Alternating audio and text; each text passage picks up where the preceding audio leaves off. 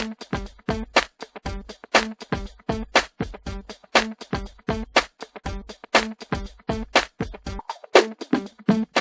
we're making blueberry muffins. These are all the ingredients and utensils that you're going to need for this project. We have blueberries. You can use fresh or canned blueberries that are drained. We're using frozen blueberries today. We also need sugar, all-purpose flour, whole milk, vegetable oil, baking powder, and salt.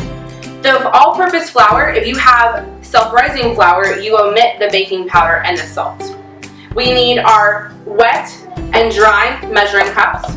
We need cupcake liners to go in our cupcake pan, 1 egg, a whisk, and a spatula. You also need mixing bowls.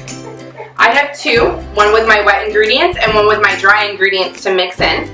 And then we also need a cupcake, a cupcake tin, which is has 12 slots because this yields 12 muffins.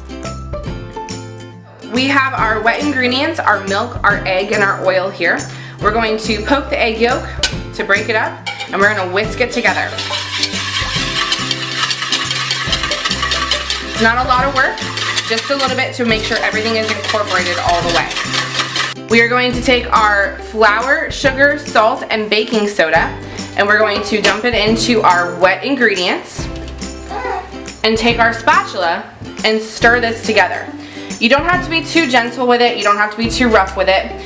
You just want to mix it together until the flour mixture is moistened.